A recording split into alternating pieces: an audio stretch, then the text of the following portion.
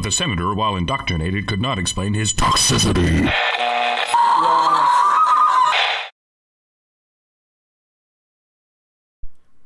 We're live. Okay.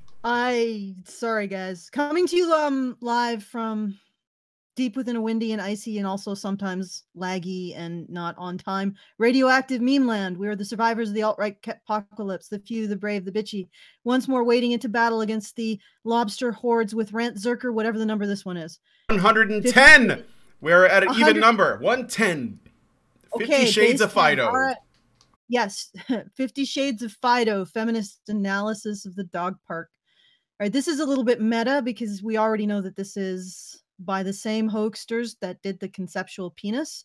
They were not happy with the savage burn that was the conceptual penis being published in the grievance industry academic paper world. So they had to come back with even more ridiculous papers that they got published in gender studies and gender and queer and racial studies and all of the various we're oppressed studies. So this is it's part of feminist geography. Oh, apparently. Feminist geography. Oh, yeah, the journal is apparently a gender, place, and culture, a journal of feminist geography. Okay, geography that's of the fields. Geography wasn't correct enough. Yeah, well, that's where the dog park, the rape in the dog park was published. But overall, they've been trying to get their stuff published in what they're terming the grievance industry. The journals that serve the grievance industry, so people who have a grievance against Western society. And the individuals in question, our team of jokesters, are Helen Pluckrose, James A. Lindsay, and Peter, and last name I can't pronounce, so I'm going to henceforth refer to him as Boss Hog, Peter Boss Hog. So they've gotten an additional 7 articles published. And they still, when the hoax was revealed, they still had 7 papers in play, and they called a halt on those 7 papers. 2 of them had been revised and resubmitted. And apparently when a journal requests that you revise and resubmit, it just means that they have to make some minor changes, and then it will usually result in an acceptance. And a couple more were still under review, and some were going to be revised and resubmitted. So we're looking at a group of researchers who are highly successful in the grievance field. I mean, they're publishing like mad. And we also have to mention that apparently the 7 papers that were accepted are now rejected, of course, because even though they were an accurate reflection of their field, thus they were accepted, because the authors weren't genuine in, how to describe this, genuine in their thinking, genuine in their belief, genuine in their religiosity, genuine in their zealotry. These are apparently unacceptable now. So the only real differentiating line between acceptable and unacceptable in these journals is whether or not you earnestly believe this crap. It's basically like being caught in a lie, and all of a sudden it's like, oh, these things that we totally agreed with are now invalid because you didn't agree with them when you made them. Yeah.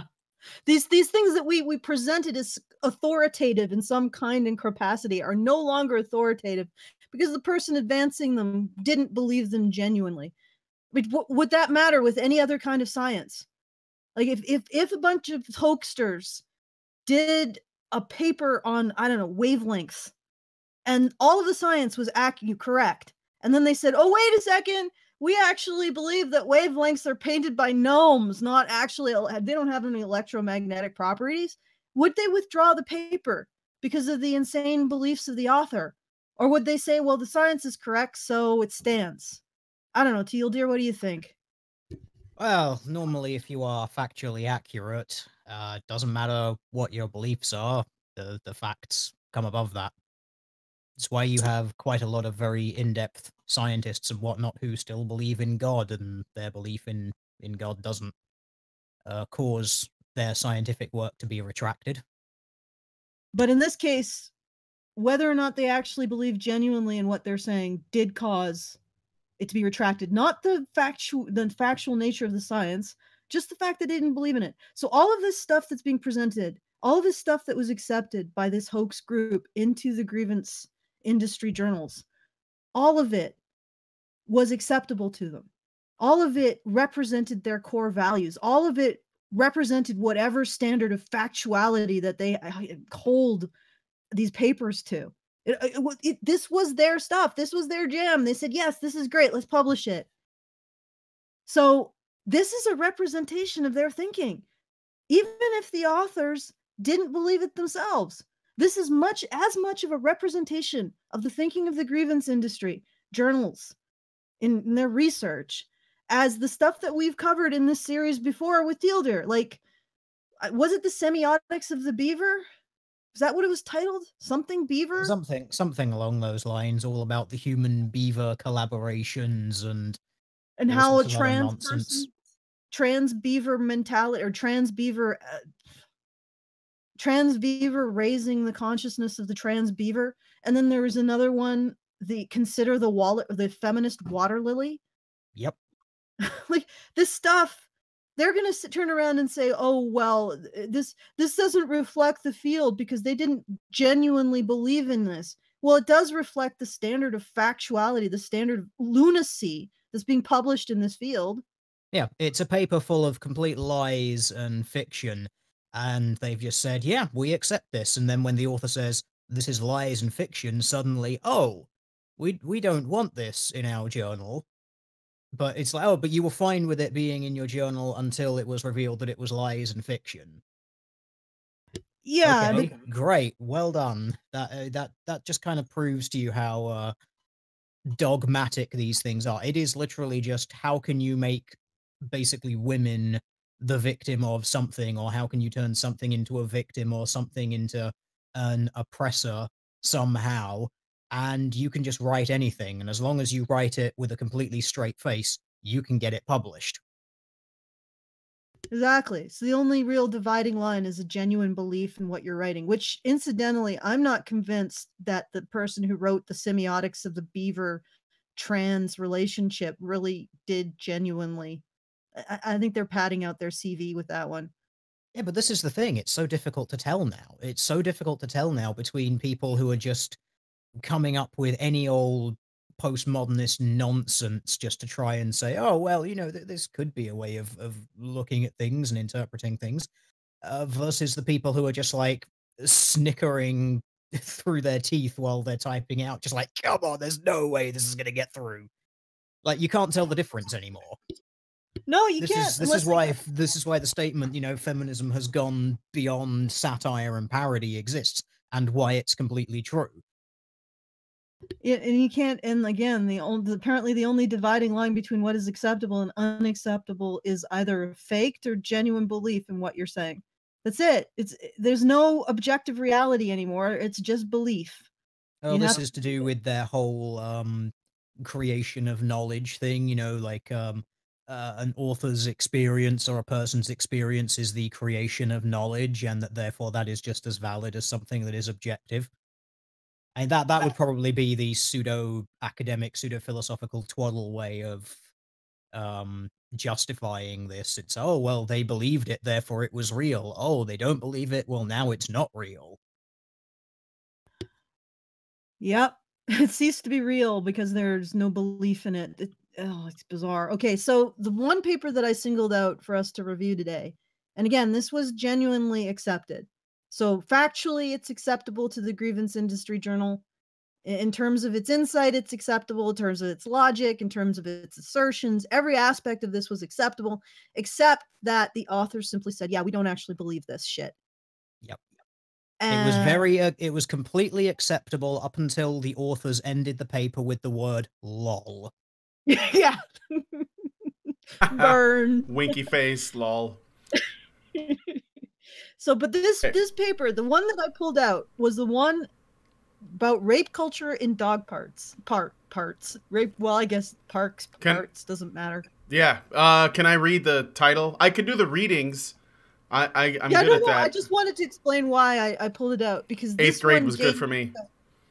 gained special recognition for excellence from its journal Gender, Place, and Culture, a highly ranked journal that leads the field of feminist geography. The journal honored it as one of 12 leading pieces in feminist geography as part of the journal's 25th anniversary celebration. How does this stuff... Okay, I'm just going to look up feminist geography while you set the stuff up.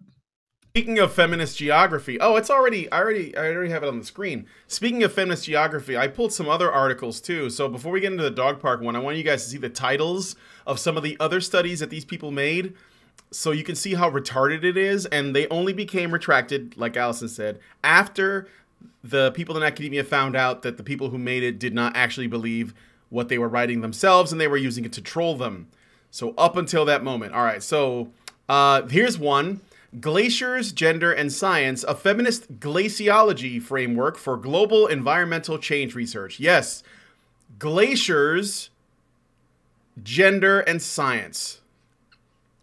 Moving on. So people were in the comment section talking about how, you know, Trump drinks water, Hitler drinks water.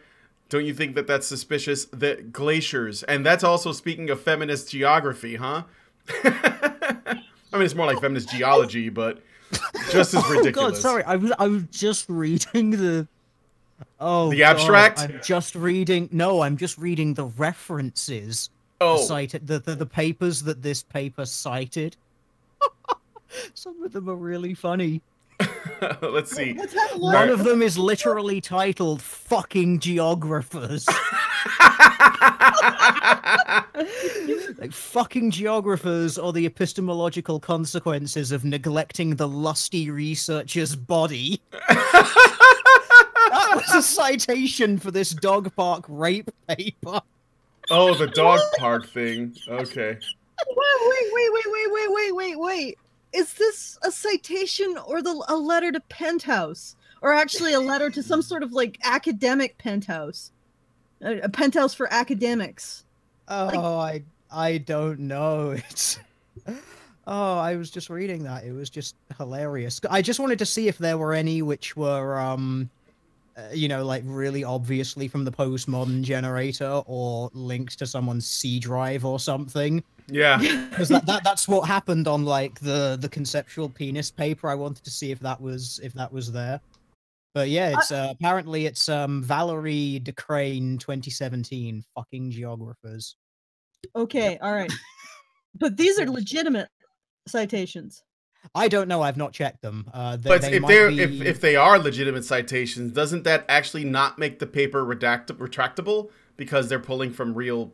Like, you wouldn't have to retract many of the other papers that are sourced for this one if they also sort of like echo the same. No, I mean, I'm applying logic. I shouldn't do that. I'm sorry. Yeah, I mean, the thing is that obviously the standard that they're holding in the grievance journal industry is simply belief. You have to genuinely believe the dribble that you're saying. But you're technically right, because if this is all cited and all of its statements are correctly cited to other works within this particular field, they shouldn't be able to withdraw it because it is accurate to the field. Like I mean, if I created a paper and everything that I had in it, every fact that I had in it was correctly cited, they really couldn't withdraw it based on a factual inaccuracy. So you're correct, Brian, but that's not, those ain't the rules we're playing by right now. Rules? We don't need rules where we're going. We don't need gravity because we got feminist geography. Also, Alison, apparently, fucking geographers is a legit paper. See, I've linked it. I was thinking it probably is. Here we go. Fucking geographers. Yep, here we go. It's fucking geographers, or the epistemological consequences of neglecting the lusty researcher's body. So if you're like, if this was also bullshit, which I just get the sense that it might be, would you then have to retract this as well? I know, but this one isn't, because the person who wrote it might actually believe it. Queering methodologies, doing field work, and becoming queer. Wait, so does becoming queer, is that a consequence of doing field work? Like I thought you were born this way. Well, but No, maybe apparently, if you just read enough maps, eventually you really like having a dick in the ass somehow. The two are obviously connected. Okay, I want to read this abstract. This is just like a gold mine of, and this is genuine. This isn't even the non-genuine stuff. This is the genuine stuff, and it's indistinguishable, which is of course their point. And this is the fucking geographer's abstract. This article investigates the dichotomy within research on sexuality between the desiring body of the informant on the one hand and the non-desiring body of the researcher on the other. Despite earlier calls to acknowledge and exclude the eroticisms of the researcher, accounts where the desiring researcher's body is a central focus remain exceptions to the rule. The main goal of this intervention is to investigate why the absence of the lusty researcher's body seems to endure. I will first explore some of the reasons researchers might feel inhibited to self-disclose their desires, to continue with uncovering some of the techniques used to sustain the cover of the asexual disembodied researcher. Afterwards, I will discuss my own experiences as a junior researcher in the field, mainly my own discomfort and embarrassment to be perceived as a desiring woman researcher, and trace how this has informed my own research trajectory. I conclude by suggesting that writing down our negotiations between the validity of our research versus how much we are willing to self-disclose might be a first step towards an improved inclusion of lust and desire in sex research. What the hell is she saying that she was sexually harassing her subjects? I don't know. Is she the researcher desiring the body of an informant and the non-desiring what? Yeah, and the non-desiring body of the research. So the non-desiring body of the research. So the researcher isn't supposed to lust after the people giving you information. But she wants to be able to lust after the people giving her information. Yeah, I think that's it. I think okay, so she basically wants to have the right to sexually assault people participating in her studies or something, or to like hook up with them. Or have the right to desire to do so. Maybe she doesn't take it as far as actually sexually assaulting. Although, I mean, that would be deeply uncomfortable. I mean, could you imagine being part of one of those undergraduate research studies into psychology and be that's just really weird. So to me, this sounds like I want to be able to feel comfortable about schlicking it to my students while thinking about them. I need to justify the fact that I feel dirty about that, so I'm gonna put forward that I shouldn't feel bad about jerking off while thinking about my undergrad students. The old bean.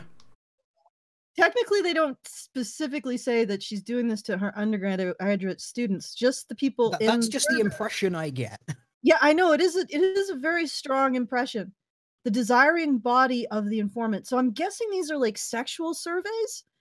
So she's getting, and you know that all of these weird surveys are always done on undergraduates. Like this is a meme in this kind of research. So I can suggest that maybe we found the next paper to look at. Yeah. I would actually really like to know, is this justifying sexually harassing undergraduates and or people who are involved in your research? Which I don't know. How did that get past the ethics committee at the university that she's part of? I mean, seriously, how did any of this? How did somebody read this and say, I think the idea of a researcher expressing sexual desire to the people involved in her research might not be ethical. Just a thought. Well, we'll find out if we ever get around to reading it, I guess. Yeah, I think so. It's just that abstract is very interesting. Interesting. Yeah, that's a good way to put it. Yeah. Okay, so what do you guys want to do? Do you want to get into the dog thing? Do you Yes. Okay, let's get into the dog. I have experience. I have experience with dog parks, so I might be able to offer some insight. Some insight, yes, into the dog park culture, So it's just thinking about all of the latest stuff involving Kero and the zoo crew. I'm not entirely sure if I want to talk about dogs and rape in parks. Really? I mean, now that you put it that way, I'm really interested in talking about it. I mean, we're not like this at this point. We're like, why is this? Okay, fucking geographers is a citation in the dog park article. What Yes. is it citing? Like, what sentence is it being used to say this is my this is my thing for it? This is my justification for making. It's page 14. It's basically near the top. Okay, can you go to page? Actually, it's section 3, just the oppressed dog. It's like the second paragraph, talking about the oppressed dog. So if we just read through it, we'll probably get there eventually. We might have a better idea what they're trying to phrase it as, because there might actually be some sort of lead up. I highly doubt it, but there is the possibility of there being a lead up to this. And holy shit, I just read the sentence "victim blaming in female dogs." Oh, bitches. Oh, God. All right, can I just... Okay. I just want to... Why am I here? Why am I still alive? What is the appeal I ask of myself this? that a lot. I do. Okay, so just to clarify the issue of the furries, none of us here are furries. Well, I'm not, and I know Brian isn't. We're no more furries than like a sports team with a animal mascot or furries. So there you go. Like, nobody here's a furry. We evolved this way because of a series of inside jokes and other unintended things that we did on the internet. I changed my profile picture to the Doge because I like the meme, and I can't shake it now, so I just sort of embrace it. But it's not. I'm not a furry. Don't even get it. Don't even get it. Yeah, although I mean, like, I'm pretty much agnostic on the furry issue. As long as they don't touch me, they're okay. All right, let's move on. I just like to go out there and say I actively support the gassing of furries. Because they are degenerate pieces of shit. They ruined the internet and they've ruined everything they touch. Now anything posted on the internet involving an animal, people assume it's got something to do with furries. That's how much they've damaged internet society and culture. Okay, and with that, let's talk about rape in the dog park. Okay, so I'll start with the abstract, I guess. Would you figure out what this is actually about, or do you want me to just... Yeah, let's start with the abstract. Although I'm still really curious about the full sentence. No, we should get the context. We don't want to take anybody out of context. So no, okay, absolutely not. No, this article addresses questions in human geography and the geographies of sexuality by drawing upon 1 year of embedded in situ observations of dogs and their human companions at 3 public dog parks in Portland, Oregon. The purpose of this research is to uncover emerging themes in human and canine interactive behavioral patterns in urban dog parks to better understand human amoral decision-making in public spaces and uncover bias and emergent assumptions about gender, race, and sexuality. Specifically, and in order of priority, I examined the following questions. 1. How do human companions manage, contribute, and respond to violence in dogs? 2. What issues surround queer performativity and human reaction to homosexual sex between and among dogs? And 3. Do dogs suffer oppression based upon perceived gender? I can tell you without a doubt they absolutely do. Dogs are oppressed.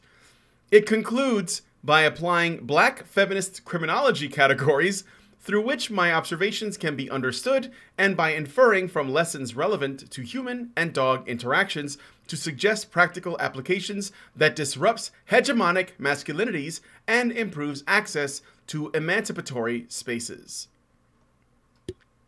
Remember, guys, this isn't real. This is a joke. I know it's a joke, but it's accepted. It's like this is genuine belief in the field. The only reason it wasn't accepted was because it didn't reflect the researchers' own genuine belief. But they had to get the masculinities in there. Yeah. Hegemonic masculinities. They had to get their devil in there. Well, that's how you get the papers approved. As I think it's really like you can write about anything you want. Like I was, looking at this other article, this other study we're not going to look at, but it's called Who Are They to Judge? Overcoming Anthropomorphy Through Fat Bodybuilding. There's definitely something about masculinity in there. Our struggle is my struggle. Solidarity feminism as an intersectional reply to neoliberal and choice feminism, which is literally taking from the book Mein Kampf and replacing Jew with men. And that's all they did. And it was accepted. So we have an entire academic field of study that basically is men are evil and bad. Yep, that's right. And the things that they do are horrible. I mean, I know I've repeated this multiple times, but I just still find that astounding. And yet we live in a patriarchy that privileges men. We can live in a patriarchy that supposedly privileges men, but have an entire funded academic theory of study that's all about denigrating and shitting all over men. I mean, you'd think if we lived in a patriarchy that benefited men, the first thing they would do would get rid of this kind of crap, this constant association with masculinity with evil. Mm-hmm. Anyway. So people are saying... Just point out, oh, yeah, go ahead. The keywords for this paper is animaling. What the hell is that? Well, I assume it's like adulting, except animaling. I don't know. I just find that word amusing because it's not a word. Oh, I see where you're saying. Okay, I'm going to read a couple sentences in the introduction. Okay, I'll scroll down a bit. Go ahead. In order to better understand themes within human geography and the spaces to which it applies, this article seeks to uncover emergent themes in human and canine interactive behavioral patterns represented within urban dog parks. I keep making that mistake. By examining the spaces through feminist, queer, and animaling lenses. Animaling lenses. They must have laughed their asses off while they were writing this paper. I wish I could be a fly on the wall when all these things were being concocted. Yep. Animaling lensing. Hey, you know, I've seen some people walking around in fursuits. Maybe that's an animaling lens. Let's go with that, shall we? Yeah, I could just imagine her writing her notes in some sort of squirrel suit, sitting on a park bench. Do furries actually want to be squirrels? Because I feel like whenever I see them, they all want to be wolves and foxes and cats and shit. It's very limiting. It's very limiting. Then there's like it's usually mammals and usually like the cool ones. Right, isn't it? I don't think it just so happens going around saying like I'm a tapir.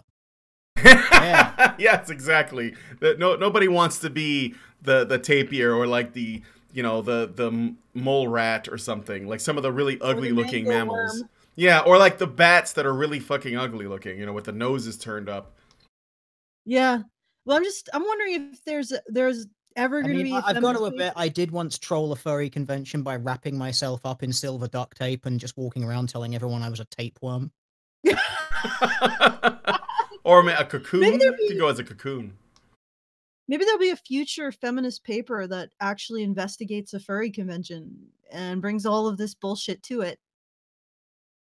That might be that actually might cause an implosion in the space-time continuum through which our entire reality would be sucked and inverted.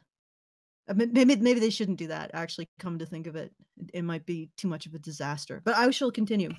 By doing so, this aims to rediscover moral decision-making in both human and animal spaces and to better understand how it is influenced by assumptions around gender and sexuality. Already, there has been much work done on unconscious bias in relation to the geographies of sexuality and gender, which has revealed consistent patterns of beliefs in people upholding themes within heteronormativity, patriarchy, and male entitlement. Oh. What? In a dog park, okay. Lacking from the existing research, however, is an application of these themes to human-animal spaces as they would be interrogated by feminist geography.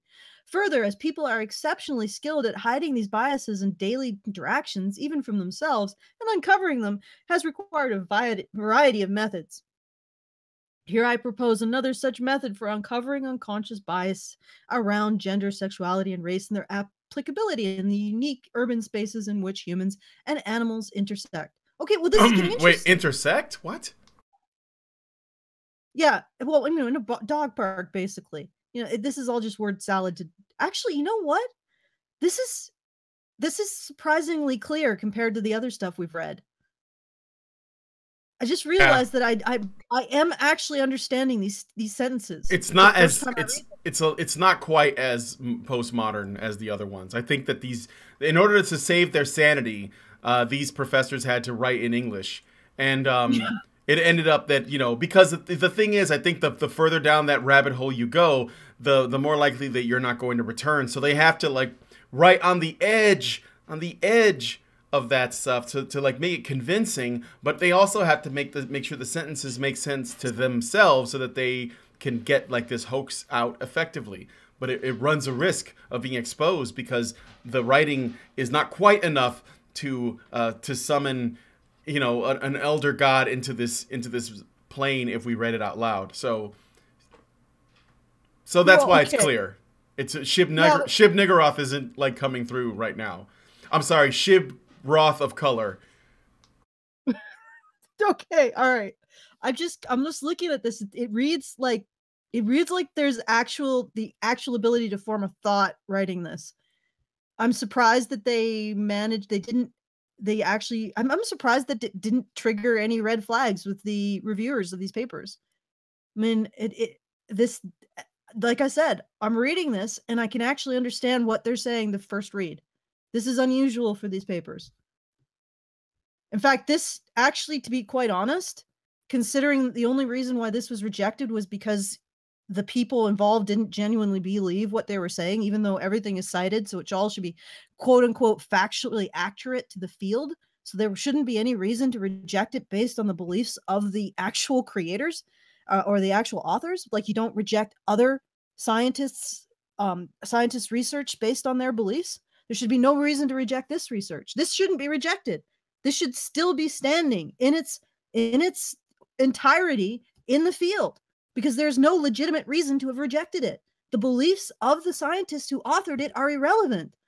And to be quite honest, this is one of the clearest examples of work in the field that I have ever read. I mean, it sounds like there's some sort of logic moving underneath it. It's a completely fucked up crack logic, but you can follow it. Usually when they had these papers, you can't fucking follow the logic. One sentence, you read it 4 or 5 times, you're like, what the hell are they trying to say? I'm just putting it out there. This is really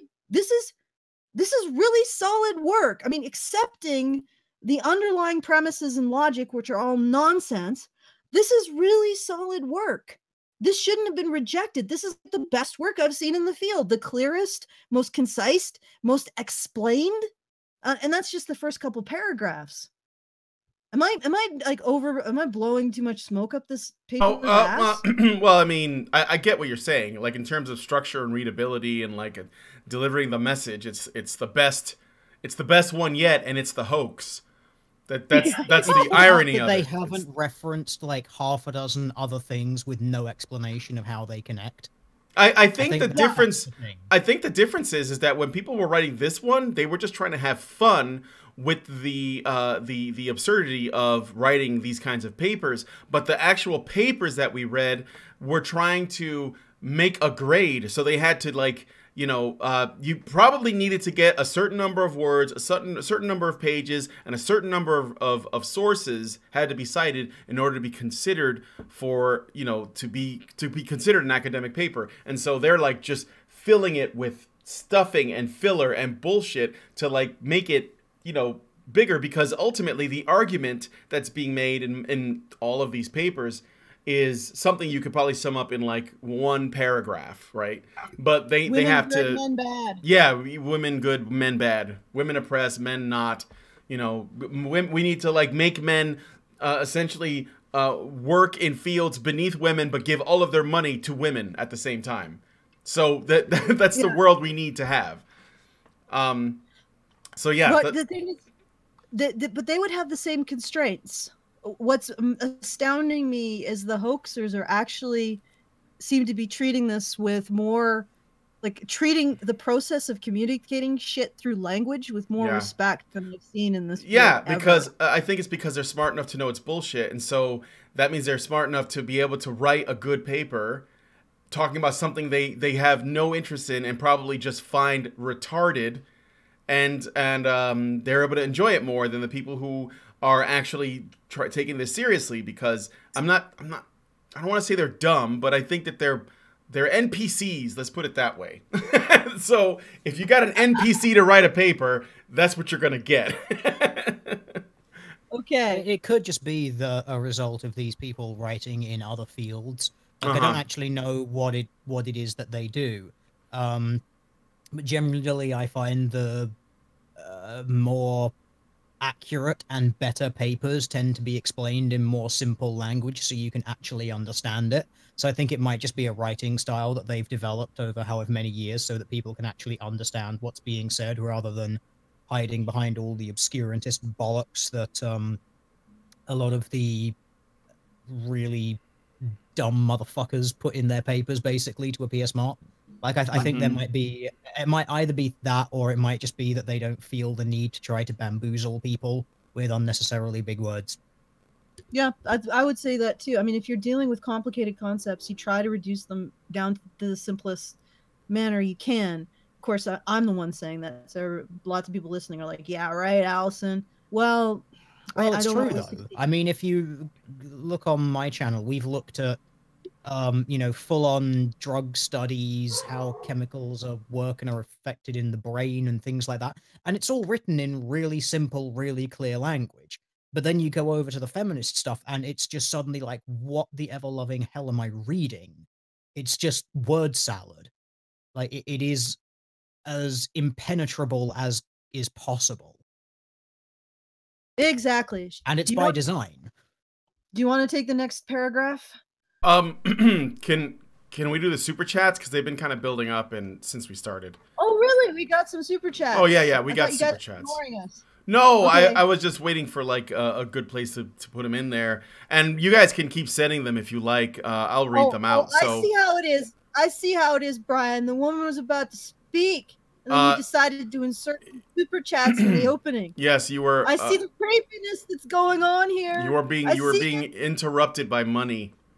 So interrupted by a man. Shekel-rupting. I'm gonna start writing a paper about this. Do it. My experiences. Do it. Do it, and then turn it into a TEDx talk. I'm sure you'll get the platform. Mr. Roboto gives us $2 and says, "Isn't the rape shield a literal chastity belt?" Robert T. Longway gives us $5 and says, "Hi, Teal dear. I'm glad you're here. I'm getting withdrawals from not having your videos. Also, hi. I'm glad Brian and Alison are here too. So thanks for the afterthought, Robert." John Taylor gives us £5 and says, "Sounds like this paper could split Teal Deer's sides like Black Anality did." Almost, except, you know, it's a little, I think I'm not going to speak for Teal Deer, but it's a little bit less hilarious when you know that it's not real. But maybe that's a good thing, because you also kind of want to cry when you read the stuff that's real. The Great Endor gives us €5 and says, "I guess Why I Want to Bleep Ronald Reagan by J.G. Ballard could now be a legitimate paper instead of a dystopian experimental work of fiction."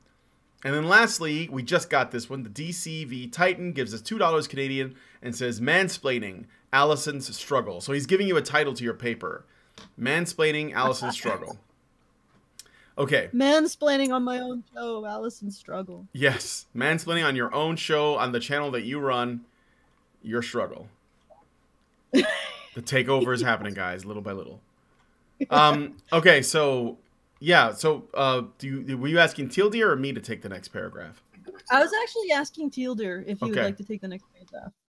I can do. Yeah, I'll do this. My voice will hold out for this long, I suppose. Let's see. So, while the research primarily involves applying theoretical considerations from feminist and queer theory, and draws inspiration from applications of black criminology in non-human animal observations collected over the course of a year in urban dog parks, the inherent relationship between human dog and dog parks brings the question into the realm of human, specifically feminist, geography. Feminist geography, in the broadest sense, examines the way in which geographical concepts such as space, place, and environment interact with society in ways relevant to the feminist researcher. You see, they explained it. This is more than actual feminist researchers do. They actually put in, this is the concept we're using, and this is what it is. This is what so many feminist researchers don't do. Exactly. Like that researcher I read who was like talking about dogs in popular culture such as Twilight, and that was it. They never explained how it was related. I know. Which is what they needed to do.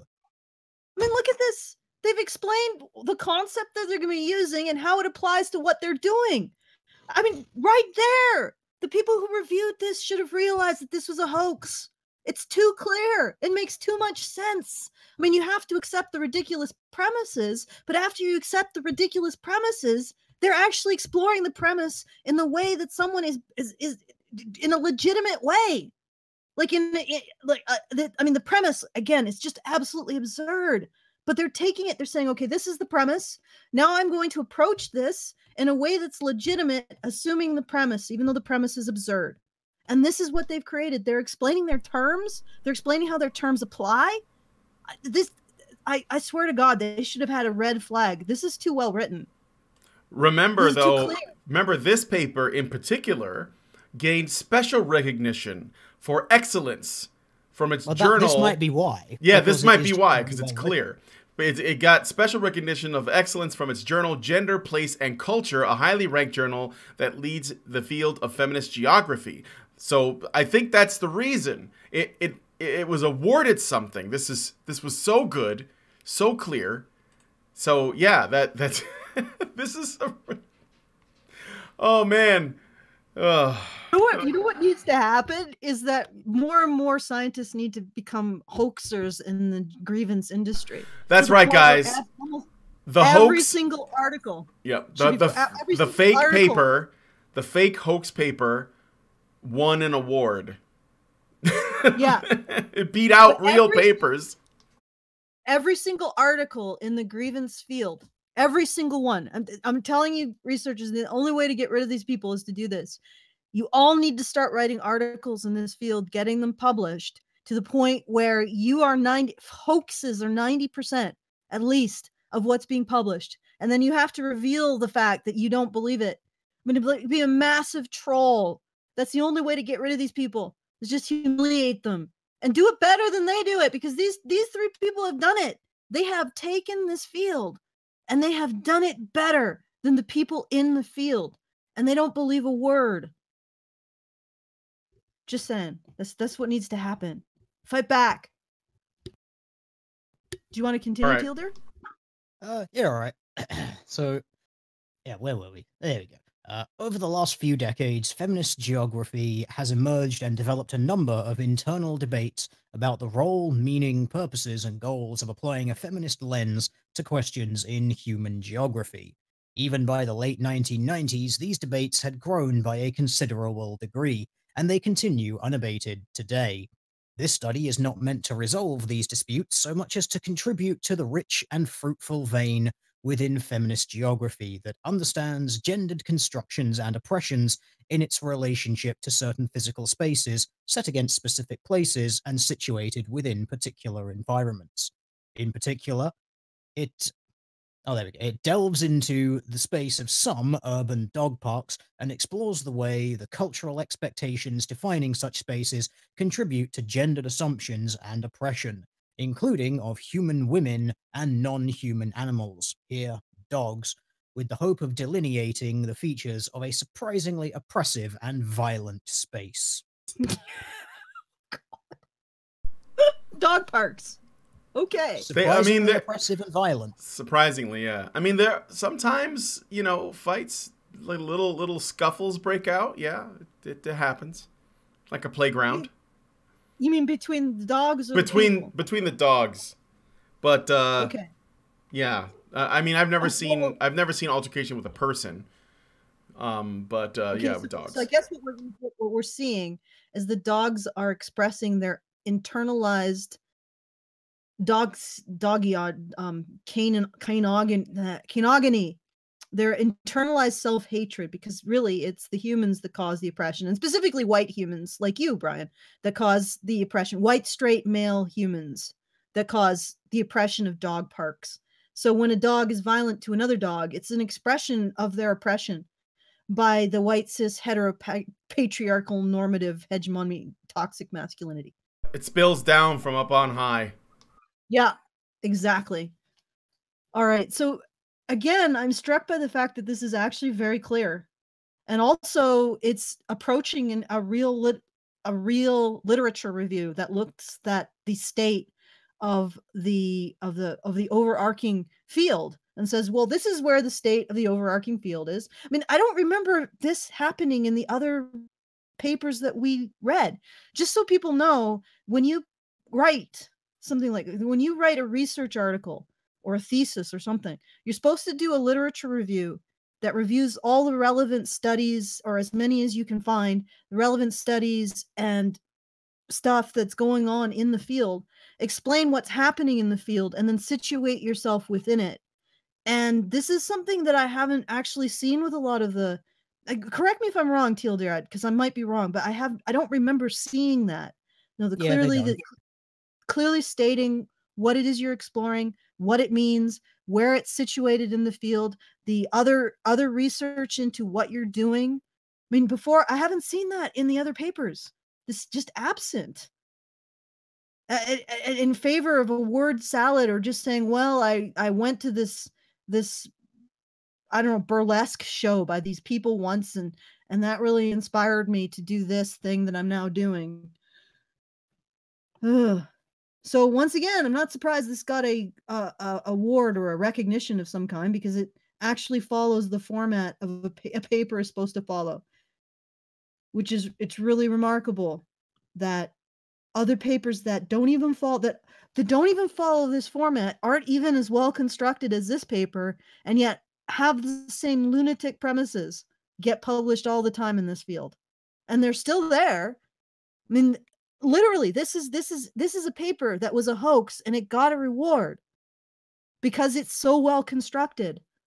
And the only reason it's been rejected is because the people didn't genuinely believe what they were saying. And there are people who have absolute nonsense being published in this, and who genuinely believe what they're saying. I don't even know if they can genuinely believe it, because it's not a coherent thought that they're presenting in their papers. And they're still there, not rejected.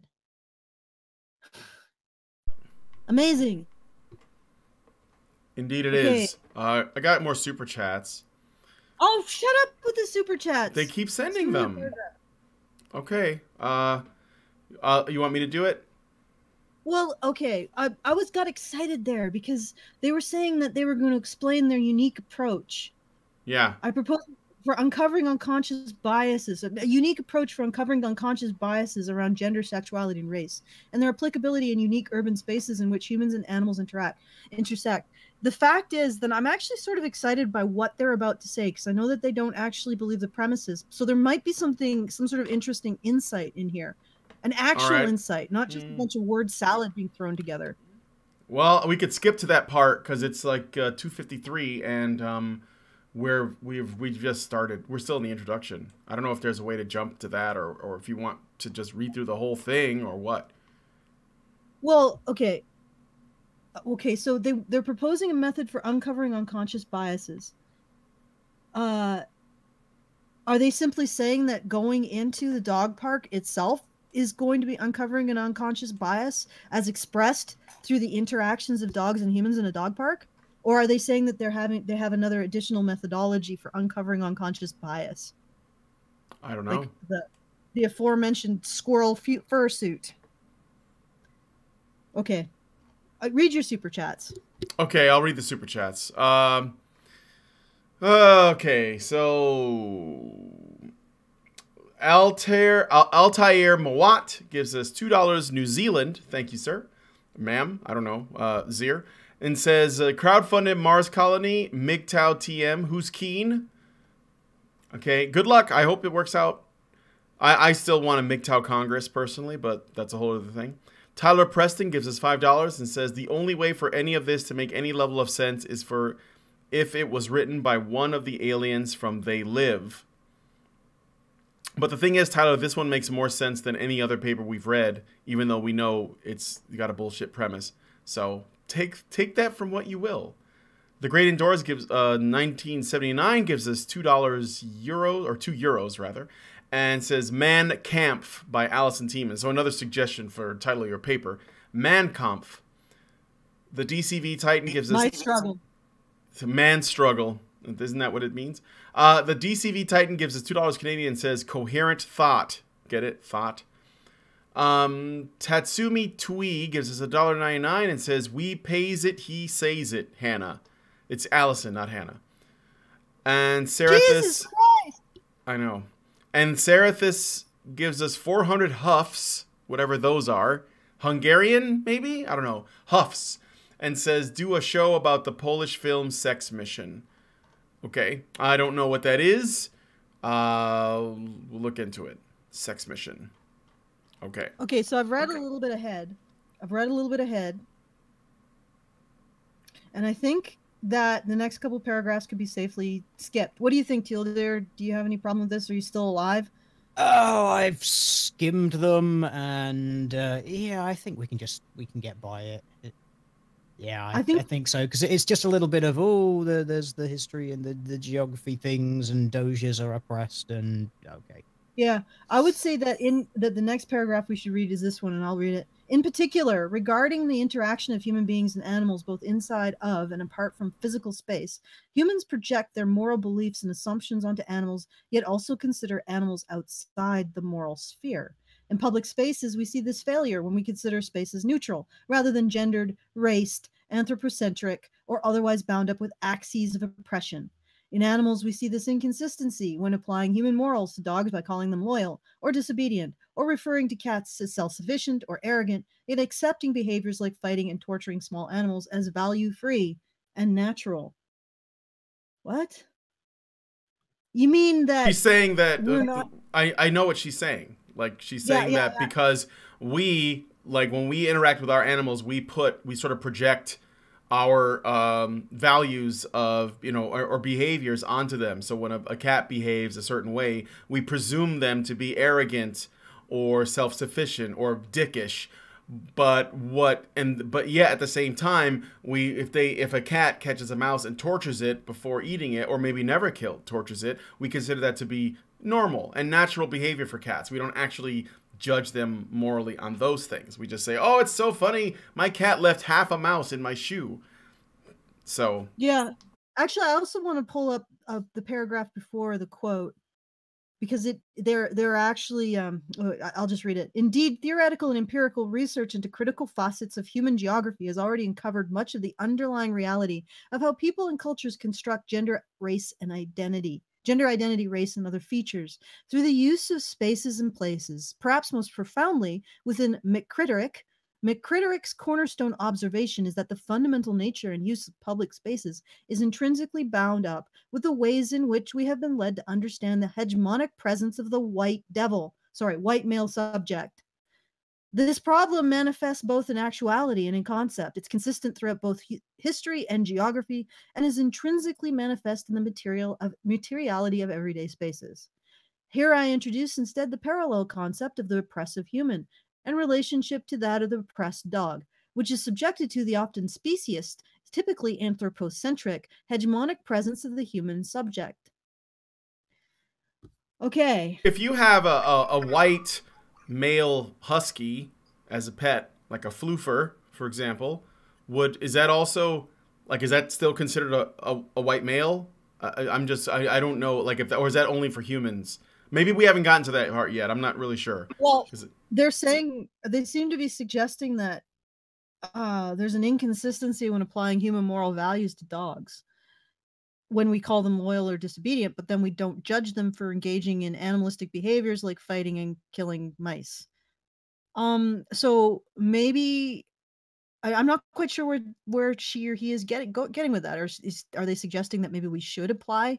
Maybe I was just thinking maybe we need to apply a progressive stack to dogs, with pit bulls at the bottom because they are the most oppressed, because we judge them all the time, and unfairly too. We shouldn't do that to pit bulls. They're good boys too. They didn't do nothing.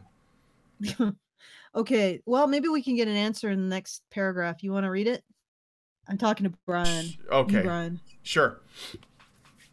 In the example of the urban dog park, it is natural to see how such a moral inconsistency compares against McKittrick's concept of the hegemonic presence of the white male subject as an ethical standard against which other individuals, races, and dogs are to be compared.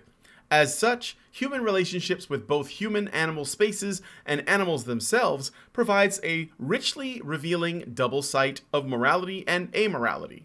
This forms an a/moral paradox within human geography and within animaling, in which humans ignore the moral valences of public spaces and yet feel free to express deeply held moral beliefs and assumptions through their perceptions of and interactions with animals, who are presented as bearing full responsibility for them and yet understood not to be responsible.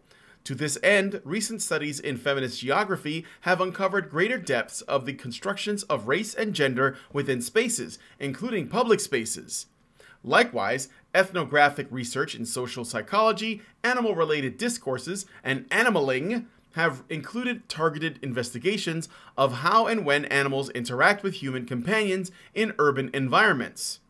Critically observing how people engage and navigate these provides a fruitful way of understanding anthropocentric oppression, which can serve as a theoretical model for accessing unconscious or concealed bias around gender, race, and sexuality, paradigmatic of both society at large and the relevant spaces themselves as microcosms thereof. All right, so the interactions between people in dog parks are going to reveal our unconscious biases of sex and race. I'm curious, how are white men considered to be the standard by which everybody else is judged? Because they're seems... just fucking awesome. Well, okay.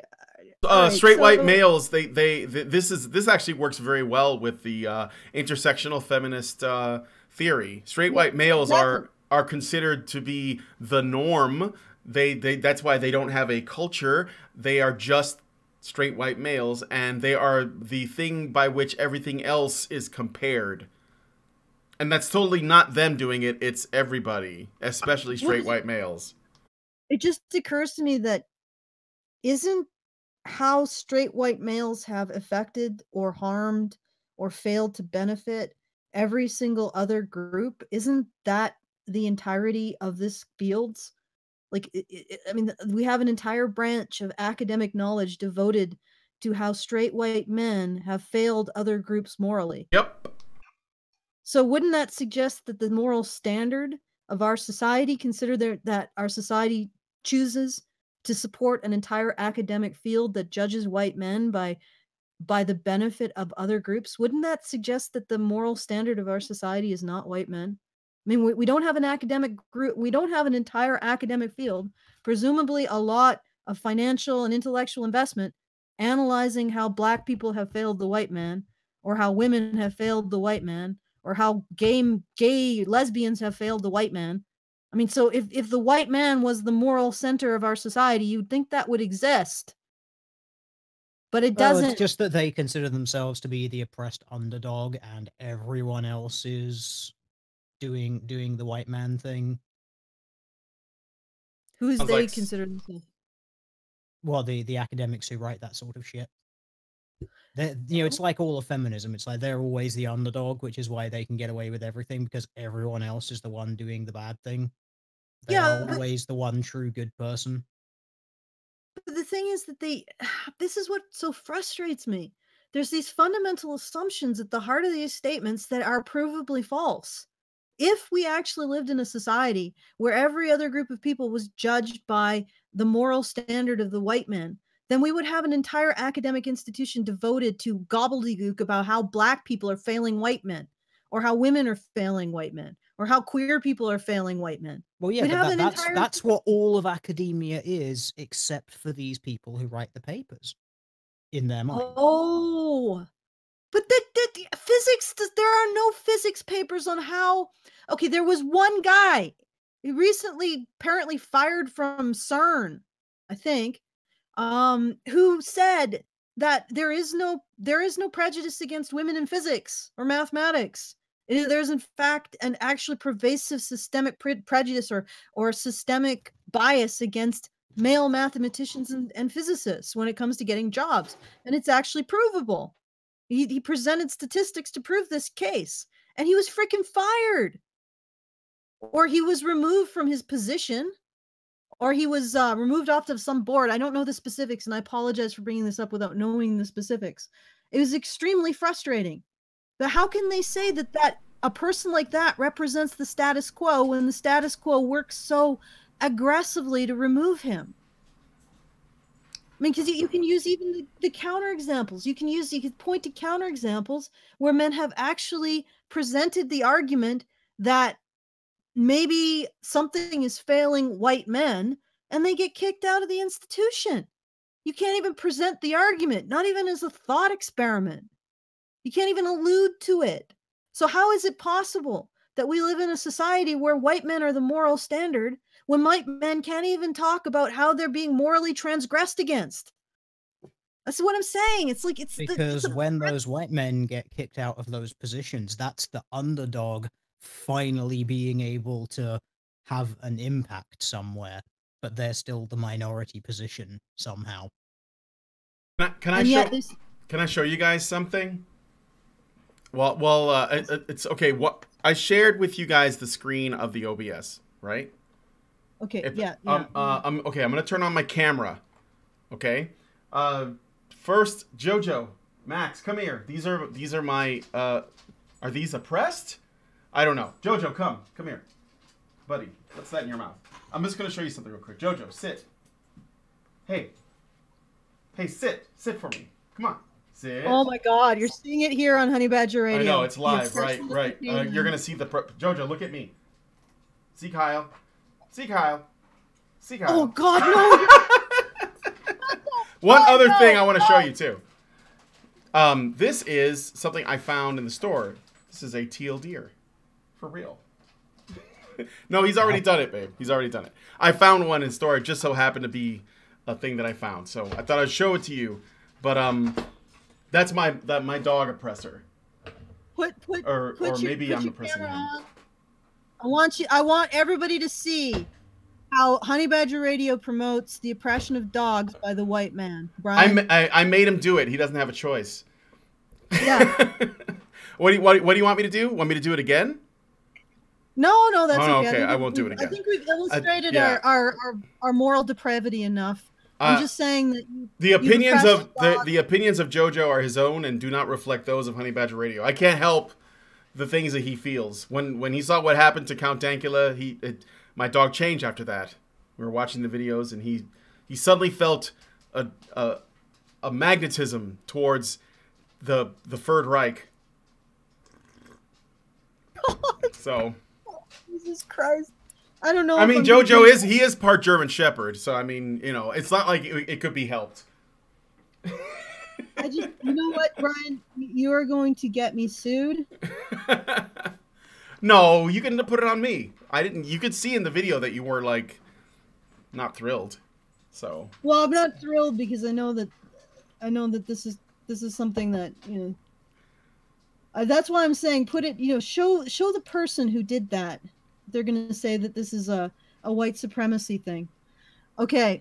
I am trying to find the information on that guy, but once again, I just find it remarkable that if a white cis het man even alludes to any kind of situation where he's being morally failed by society, he can be fired for that. But there's an entire academic industry devoted to showing how white cis het men fail everyone else morally. And yet we live in a society that hates the fact that people fail or white cis het men don't get benefits. All right. Want to move on to the next paragraph? Anyone have a suggestion for the next paragraph? All right. Who wants to take it? I could do it. Whatever. Yeah, sure. Find one and just dive one in. It doesn't matter. Yeah, it's all very clear. Actually, this is I think this next one sounds pretty spicy, so I'll just go to the Okay, next do it. paragraph. Throughout this work, the word rape describes human perceptions of dogs forcefully penetrating other dogs who have given no indication of wishing to engage in sexual activity. Of course, the following caveat applies. Because of my own situatedness as a human rather than as a dog, I recognize my limitations in being able to determine when an incident of dog humping qualifies as rape. This is something that happens in dog parks. In particular, from my own anthropocentric frame, it is difficult, if not impossible, to ascertain when canine sexual advances are or wanted, or when they are rapes rather than performances of canine dominance, which introduces considerable unavoidable ambiguity in my interpretations of this variable. Though tangential to raise at this juncture, these limitations raise a pressing question to the study of animal geographies. How are we to, or can we know other species' experiences of the world in a way that stays true to the animal's experiences without being filtered through our own human perceptions and social conditioning? With regards to animal behavior, especially. I do not seek to probe this question and will instead use care throughout the article to indicate that my observations of canine sexual behavior at the dog park fall upon a challenging spectrum in which consent is difficult to determine. Furthermore, I am aware that this could be interpreted as a dismissive attitude towards the seriousness of rape, but the opposite is the case. It is these very dismissive attitudes that this work seeks to uncover and repair. In addressing anthropocentric attitudes to dogs, however, because human-dog interaction is intrinsically bound up in the expression of deeply entrenched human moral beliefs, but also provides a site for denial of responsibility for them, it is important to describe the actions of dogs as they are in terms of violence, and in particularly sexual violence, to best understand the significance of subsequent human responses.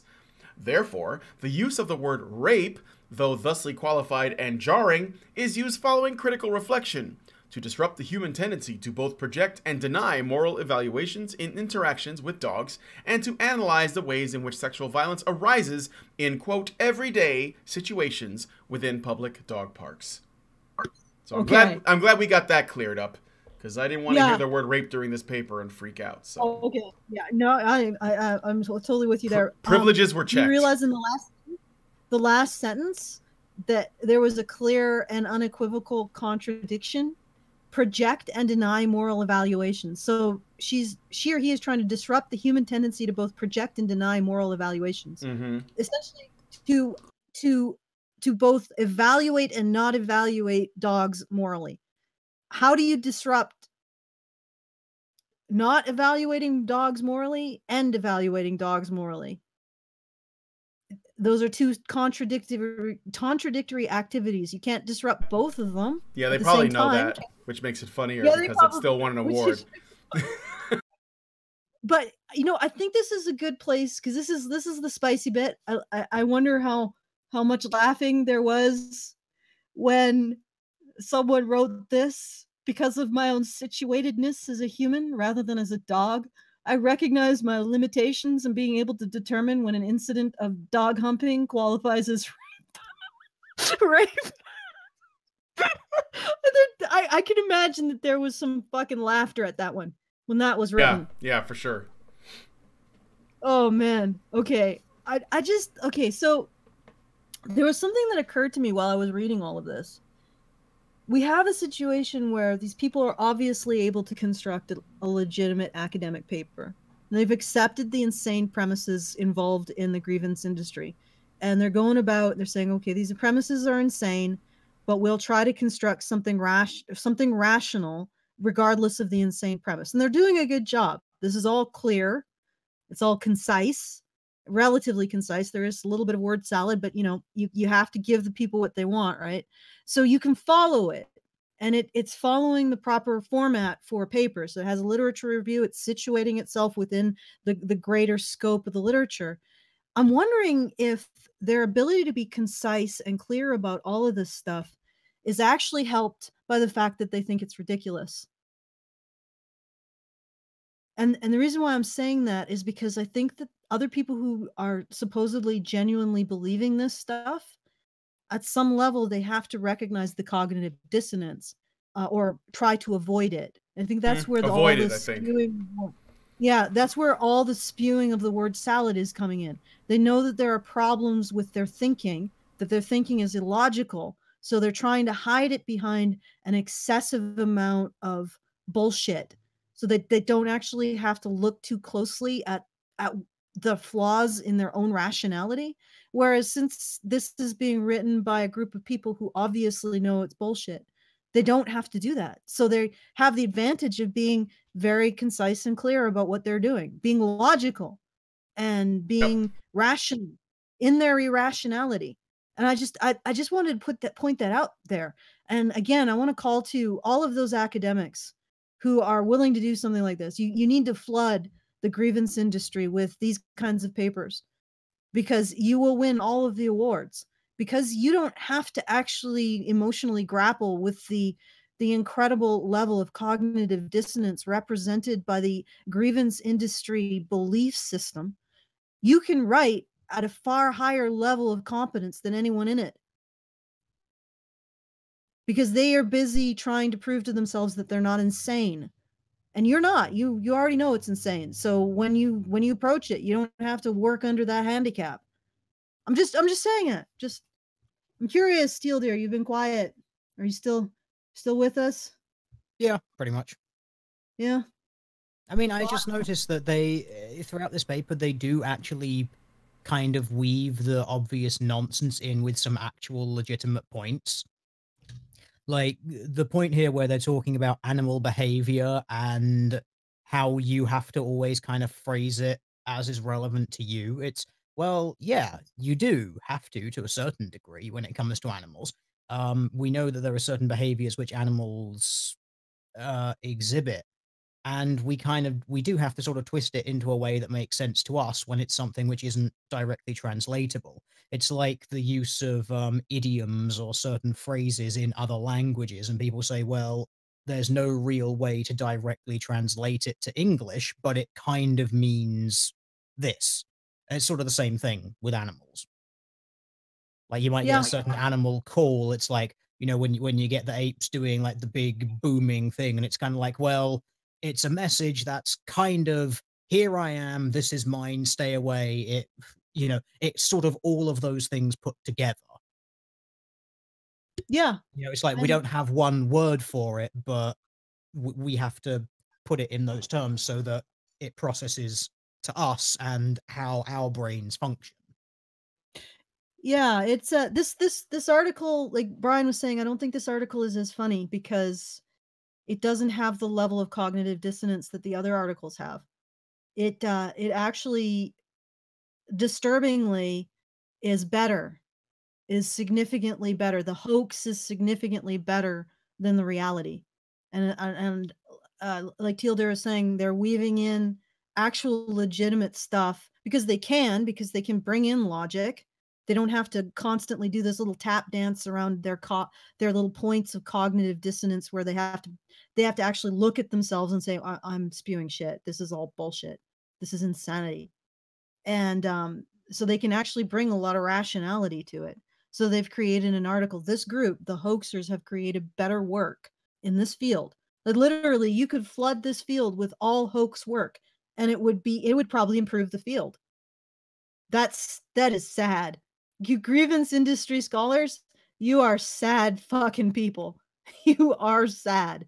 Maybe you could try not engaging in cognitive dissonance and actually be honest to the world around you and reality. Stop using all of the obscurantist bullshit and actually explain the links that you're making when you say, oh, well, in reference to such a theory, explain how it's linked.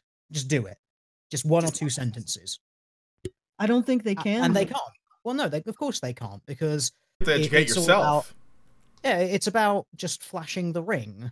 This is what we've learned after doing this for so long. It's all member berries. It's, oh, do you know what this thing is? Well, now it's in the paper along with this other thing that you've heard of. And then everyone loves it because now it's two things together that you I wonder how many papers there are that actually have sources that like trace back to the original paper, like it's a complete, you know, enclosed Lots. circle of bullshit. Lots. Yeah, I'm sure most of them are like that, right? Where they just reference a thing that references a thing that comes back around to the beginning, and you're like, it doesn't go anywhere. Oh yeah, the circular citations are a thing, absolutely. But you've also got to remember that there is a lot of the sort of this is a nice paper you've got, it'd be a shame if something happened to it, that happens in these circles as well, where it's basically like, oh, my researcher, someone who I'm working with told me about their paper, so I'm going to cite it because why not? Or, you know, where the peers are like, oh, I wrote about this, you should cite my work. And, you know, if you don't, I'm not going to let it through, sort of thing. That there's a lot of incestuousness going on. That happens throughout all of academia, but it seems like it's something that happens a lot in this field as well. Wow, for sure. I think it's mostly incest. I mean, it's so incestuous now. I don't even think we have a term to describe it anymore. Really deformed. But really deformed. That's usually the product of incest. Yeah, this is like this is like 7th generational incest. We're at Mormon flipper baby levels at this point. That's right, Cyclops babies. Okay, so I just be better, do better. To be honest, if we could just build a wall around the entire grievance industry and just say, you know what, just occupy your own space, but don't get into the statistics, the research on things like sexual abuse and domestic violence and all that other stuff, because that's where the rubber really hits the road with this lunacy, because they apply the same bullshit nonsense tactics when it comes to massaging reality, when it comes to rape and domestic violence, and that goes on to inform government policy on those issues. That's where this stuff gets really creepy and scary. But I'm thinking we should call it, because it's been an hour. Unless there are any super chats. Hour and 20 minutes. Yeah, we got some super chats. They've already gone through, but I could just read them out. Let's see. What? Have you already read them? Because we don't have to read them twice. No. I haven't read them, but they you know how when you put a super chat up, it stays active for a certain amount of time, depending on how much money you get? They've all become... No, I get it. Yeah, they've all become inactive, but they're still here. I can read them. Eric Hopper gives us $5 and says, encourage them into blatant bigotry from inside. Coron Strong gives us €5 and says, how do you like your new house in the Dayton area, Alison? Sounds like you're settled already. White power symbol. What he's jokingly saying, because somebody called you Hannah earlier, so... He's just sort of like, I think that's what that is. Zeranx gives us $5. Yeah, it's a joke. Zeranx gives us $5 and says, I'm concerned this might block your ability to enter the UK, just like Lauren Southern, Brian. Well, I mean, maybe JoJo can't get in. But I mean, we wouldn't want him invading the UK anyways. He's just gonna cause all kinds of rabble-rousing. And JoJo confirmed for alt-right. He is. That's why he's always keeping me up, you know. Because he wants me out of the house. He tries to put me in a certain room. You stay there. The rest of this place is mine, brown person. Zeranx gives us $5 and says, wait, this paper was accepted with the separation of rape and dominance as a legitimate position? That's... Indeed. It was separating them, wasn't it? Huh. That one slipped by there. Because she treats rape as a sexual thing and rape as a dominance thing. Well, she doesn't call it rape when it's two dogs asserting dominance over each other. So she actually separates rape and dominance. Feminists don't do that. They think that they're the same. Whoa. In fact, they think that one is the other. Subtle troll. Troll is subtle. Excellent. Well played. Is this Pluck Rose? Well, if with a name like Pluck Rose, one would hope. Pluck Rose? Helen... It's by Helen Wilson, so I'm guessing that. Oh yeah, that might be her. The actual author is Ms. Pluckrose, Helen Pluckrose. She. I wonder if that's a real name too. She blends in really well. It could be a it could, pseudonym. No, I think Helen Wilson could be the pseudonym. Yeah, definitely. But I'm wondering. I mean, unless she really wanted unless she really wanted a name that came right out of the Downton Abbey show. In which case, Pluck Rose sounds good. So, all right, continue. What? Continue what? No, that's all the super chats. That was it. That's it. Okay, great. That's the All right. end. Well then, shall I usher us out? Tillier, do you have any last thoughts? I've just been reading the methodology of this paper, and it actually has a methodology. Oh, I mean, I'm blown away. do you wanna take a look at the methodology and then call it a day? Well, no, there's nothing special about it. It's just actually a pretty legit methodology. It's like, sit in a dog park, count the number of dogs, mark down the sex of the dog, mark down the coloration of the dog so that you can identify them. Identify that you're using a mixture of qualitative and quantitative information insofar as you have counted dogs and are then making qualitative judgments about the behavior that they engaged in. And then there's the necessary. So basically, again, it's sort of the first couple of paragraphs is the sort of legit part of it. And then the second two paragraphs are like oh, there's a possibility that when I wrote down the gender of the dog's owner, that I may have misgendered someone. And so sometimes I would try to ask and clarify and ask about their sexual orientation so that I got the non-binaries and the trans people in there. The sort of all of the head nodding and the ring flashing. They seem to have a very sort of distinct pattern to their way of doing this. Like they start out quite strong with something that's actually legit, and then just kind of append a load of the bullshit on the end of it. I'm actually sort of starting to get into their writing style now. Yeah, it's accessible. Yeah, And very. it's an excellent hoax. And like I said, it's sad that this hoax is superior. The writing style of the hoax is superior. It creates a superior product to the average crap in the grievance industry journals. But let's look at some of these headlines here, because I noticed that you were scrolling through them. Yeah, Brian, so I'm gonna show. Let's drop them off before we get out. So these are the some of the other articles they wrote. Some of my favorites, anyway. So, like I already read before, Glaciers, Gender and Science, a feminist glaciology framework for global environmental change research. Then we have, who are they to judge? Overcoming anthropometry through fat bodybuilding. Then we have Our Struggle is My Struggle, Solidarity Feminism, and an intersectional reply to neoliberal and choice feminism, also known as Mein Kampf. Then there's Going In Through the Back Door, challenging straight male homo hysteria, trans hysteria, and transphobia through receptive, penetrative sex toy use. So pegging yourself to fight against transphobia and homophobia. Oh God! And then we got. And then we got an ethnography of restaurant masculinity, themes of objectification, sexual conquest, male control, and masculine toughness in a sexually objectifying restaurant. So they go to Hooters and they look at how bad things get for the women there, who are probably getting bigger tips than people who make really good money. And then the last one we have is the Constellations are sexist. Greek and Roman star configurations depict men as conquerors and heroes, while women are victims and bit players. Because that's science. That's science. The constellations. That's relevant. So, that's relevant. Those are okay. So I'm going to take us out. We're going to go to the patron after show at this point. And I think what I'm going to do is I'm going to give patrons the option to choose which one they would like us to continue to review. Are Constellations sexist? That thing about fat bodybuilding. Sexist glaciers. Some other shit about heteronormativity in pegging as challenging heteronormativity. What Yeah. It'll be your choice, guys.